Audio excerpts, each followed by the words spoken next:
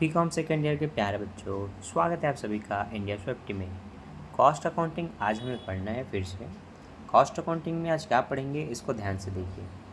Cost accounting में हम पढ़ने वाले हैं यूनिट 2, जिसका नाम है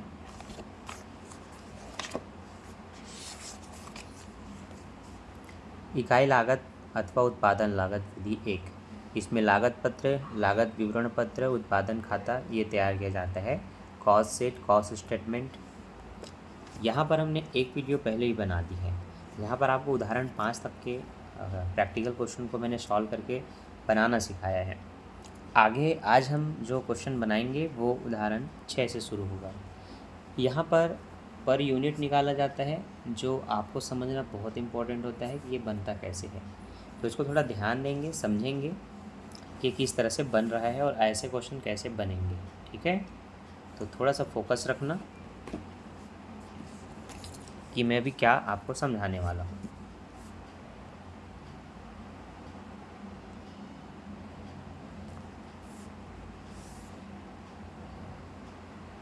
ठीक, तो देखो बच्चों, सबसे पहले तो क्वेश्चन क्या है उस पर फोकस करो।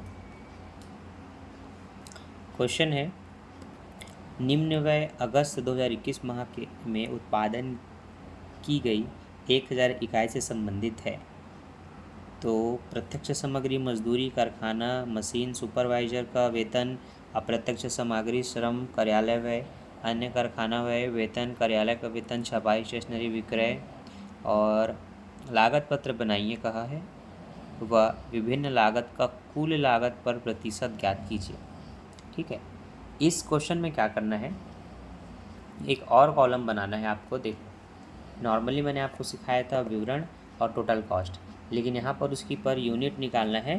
तो यहाँ पर आपको लिखना पड़ेगा cost per unit. Per unit पर क्या इसका वैल्यू निकलेगी। ठीक है, तो देखो, सबसे पहले आपको ये देखना है कि कच्ची सामग्री कितनी है। ठीक, उसको आप रॉ मटेरियल बोल के यहाँ लिखते हैं। तो कच्ची सामग्री, रॉ मटेरियल, अच्छा ये प्रत्यक्ष सामग्री या कच्ची सामग्री करके डायरेक्ट मटेरियल, दो में से एक चीज़ देखना होता है। या तो आप रॉ मटेरियल देखते हैं या तो फिर आप ये डायरेक्ट मटेरियल देखते हैं। ठीक है, और ये आपका दिया है 12,000 का। इसमें जो इकाई लागत दी जाती है उससे इनको भाग करके इनका पर यूनिट निकालते हैं। तो जैसे कि 12,000 है, 12,000 को आप इस तरह से देखिए, पर यूनिट निकालना है तो 12,000 की कच्ची सामग्री को 1,000 इकाई से भाग करेंगे तो 12 निकल जाएगी। ठीक है, तो उसी तरह से आपको इसकी कार्यविधि करते हुए चलना है। तो देखो, जब यहाँ पर आप डायरेक्ट रॉ मटेरियल लिखेंगे इस तरह से, तो यहाँ पर आपको टोटल कॉस्ट में 12 लिखना है, लेकिन उसके पर यूनिट उसके बगल में दिखना चाहिए। तो 12,000 को 1,000 से भाग करेंगे तो कितना है आपका 12 रुपये। तो ये आपका पर यूनिट वाले कॉलम में लिखा जाएगा। ठीक, अब डायरेक्ट मटेरियल, रॉ मटेरियल लिखने के बाद वेजेस को लिखते हैं। ठीक है, वेजेस मतलब मजदूरी, क्रैपर भाड़ा इत्यादि जो है उनको। तो यहाँ पर वेजेस कितने हैं, वेजेस है 10,000 का। 10,000 और 1,000 का भाग करो इसका भी, और देखो यहाँ पर यूनिट क्या निकल रहा है वेजेस का, है ना। ये तो आपने जो निकाला ये चलो मटेरियल का है, अब आपको वेजेस का भी पता होना चाहिए। तो वेजेस का निकालने के लिए 10,000 में वही 1,000 का भाग करोगे पर यूनिट निकालने के लिए, तो इसका निकल जाएगा 10 रुपये पर यूनिट, है ना। तो ये देखो 10 रुपये यहाँ लिखा हुआ है। दशमलव के बाद 2 जीरो जो लिखा है वो उसका कंपलसरी है लिखना, आप नहीं लिखोगे तब भी चलेगा, ये लिखे लोगे तो एक अच्छी आदत बन जाएगी। बस इन्हीं दोनों को जोड़ करके आपको आपका प्राइम कॉस्ट निकालना होता है। तो प्राइम कॉस्ट जो आपका निकला वो निकला 22,000, पर यूनिट में 22 रुपये। ठीक, ऐसे ही बनाते हुए चलना है। इसके बाद क्या करते हैं, जितने भी फैक्ट्री ओवर हेड होते हैं, मतलब कारखाना ऊपरी व्यय होते हैं, उन सबको इसमें जोड़ते हैं। कारखाना ऊपरी व्यय क्या हुआ, टैक्स देना, किराया देना, ठीक है, कोई भी मशीन का डिप्रिसिएशन होना, वेतन देना, सुपरवाइजर का वेतन, कार्यालय का वेतन, ये कुछ चीज़ें जो होती हैं इनको लाइन से लिखना होता है। तो ये सब आपको क्रम से हम मिल जाएगा। कारखाना किराया कर, मशीन पर ह्रास, सुपरवाइजर का वेतन, अप्रत्यक्ष सामग्री, ठीक है, अप्रत्यक्ष श्रम, कार्यालय व्यय, अन्य कारखाना व्यय, कार्यालय वेतन, छपाई स्टेशनरी, ये जितने खर्चे हैं ना उन सबको यहाँ लाइन से लिखना होता है। तो देख लो क्या क्या चीज़ें इसमें जुड़ती हैं। कारखाना से संबंधित कारखाना का किराया, मशीन पर हरास, सुपरवाइज़र का वेतन, और अप्रत्यक्ष कितना दिया है अप्रत्यक्ष, हाँ अप्रत्यक्ष श्रम दिया है, अप्रत्यक्ष सामग्री दी है, तो वो दोनों को लिखेंगे और इनका टोटल करेंगे। तो देखो हम आपको यहाँ पर ये दिखाते हुए चलेंगे कि कारखाना किराया और कर ये है 1,000 1,000 के हैं। तो देखो 1,000 लिखा है, 100 से 1,000 से भाग करोगे तो बस 1 रुपया आएगा, 1,000 एकम 1,000, दोनों का 1-1 रुपये लिखा गया। ठीक, सुपरवाइज़र का वेतन 2,000 है, उसको भी 1,000 से भाग करेंगे, इसका 2 रुपये निकलेगा। उसी तरह से अप्रत्यक्ष सामग्री, अप्रत्यक्ष श्रम, इन दोनों का हमने भाग किया, तो ये अगर छोटे हैं तो दशमलव में आएंगे, तो 0.50 पैसे, 0.30 पैसे, ये आपका इसका निकला। लास्ट वाला है कारखाना ऊपरी व्यय, कारखाना ऊपरी व्यय या कारखाना व्यय है 500, ये निकला 50 पैसे। सबको जोड़ेंगे कि कुल कितने इकाई हो रही हैं, तो इनमें जो 22 है उसमें से सब एक एक करके जोड़ेंगे तो टोटल 27 हुआ। और यहाँ पर टोटल इनको जोड़ लेंगे, इनको और इनको, तो ये आपका, अच्छा अभी इन दोनों को नहीं जोड़ा गया है शायद, 1 और 1 2, 2 2 4, 4 1 5,000, हाँ जोड़ दिया, ठीक है 5,300, तो ये टोटल हो रहा है आपका 27,300। ठीक है, 22 5 27 जोड़ दिया है। आगे ये जो निकलता है ये आपको फैक्ट्री कॉस्ट कहलाता है। उसमें कारखाना के जितने खर्चे होते हैं उनको अगर आप जोड़ करके निकालें प्राइम कॉस्ट में, तो ये जो निकलता है वो कारखाना व्यय कहलाता है। अब इसके बाद क्या करते हैं, ऑफिस ओवरहेड। ऑफिस क्या होता है, कार्यालय ऊपरी व्यय। कार्यालय के ऊपरी व्यय क्या होते हैं वो आपको देखना है।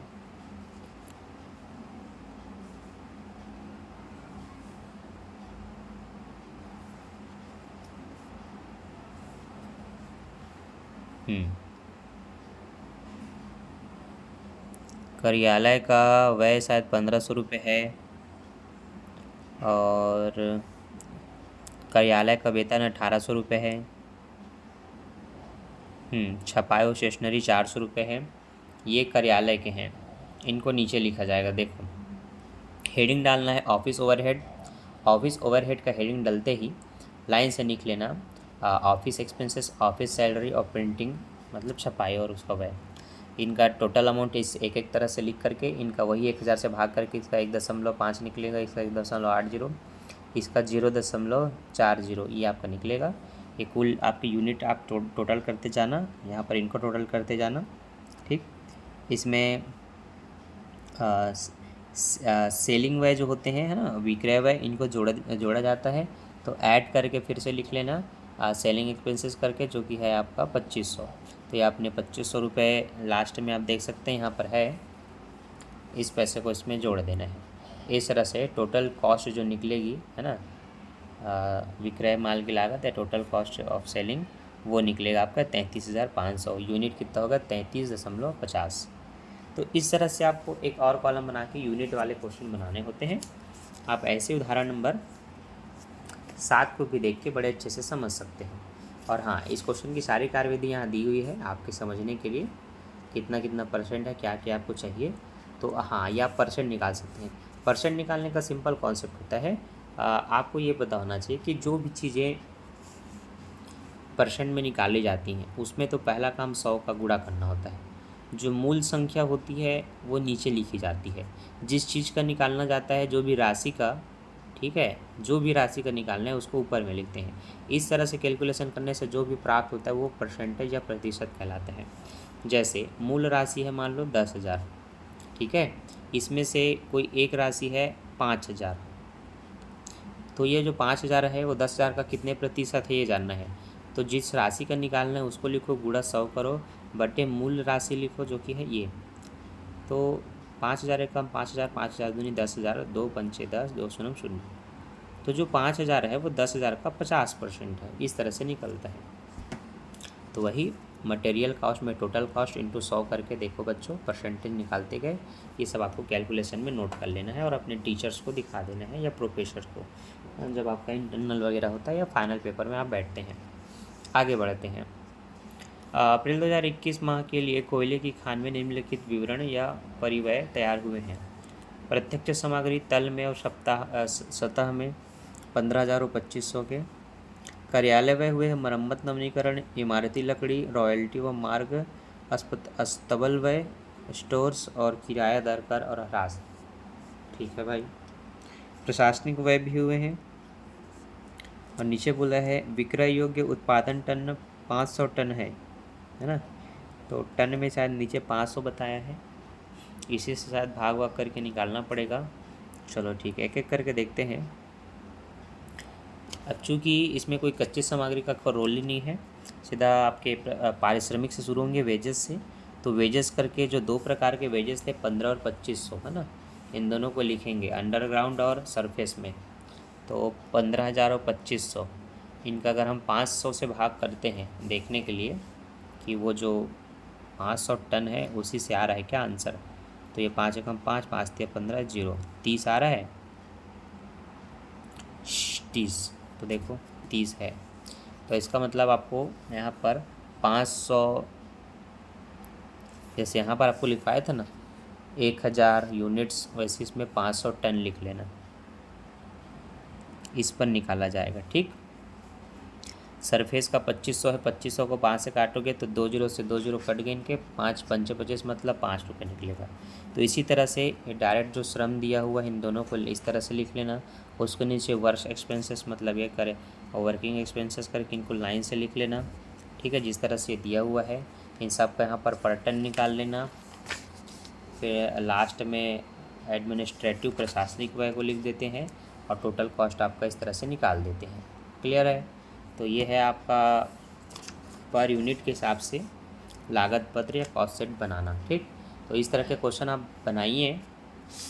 प्रैक्टिस के लिए आपको मैं यहाँ कुछ उदाहरण भी दिखा देता हूँ इस तरह से, जो बच्चे बुक नहीं रखे हैं वो बच्चे बिल्कुल देख सकते हैं। ठीक।